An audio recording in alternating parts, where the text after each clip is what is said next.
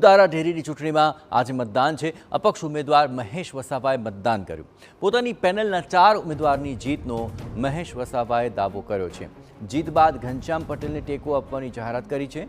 ઘનશ્યામ પટેલની પેનલને ટેકો આપીશું તેવું મહેશ વસાવાએ દાવો કર્યો છે।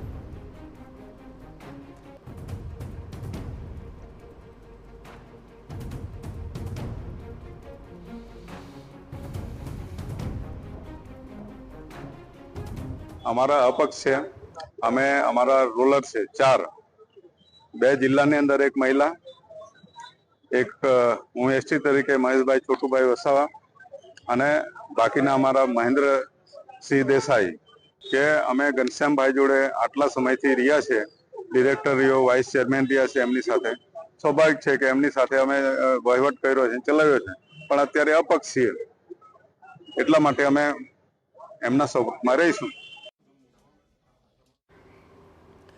ઉલ્લેખનીય છે કે ભાજપના જ 2 આગેવાનો વચ્ચે ચૂંટણી જંગ જામ્યો છે, જેમાં ધારાસભ્ય અરુણસિંહ રાણા અને ડેરીના વર્તમાન ચેરમેન ઘનશ્યામ પટેલ સામસામે છે। ઘનશ્યામ પટેલ છેલ્લા 17 વર્ષથી દૂધધારા ડેરીના ચેરમેન છે। તેમની પેનલના 12 ઉમેદવારોને ભાજપે મેન્ડેટ આપ્યા છે અને એમએલએ અરુણસિંહ રાણાની પેનલના 3 ઉમેદવારને ભાજપે મેન્ડપ આપ્યા છે। મેન્ડપ વિના અહીં અપક્ષ ચૂંટણી લડતા 7 લોકોને ભાજપે સસ્પેન્ડ કર્યા હતા।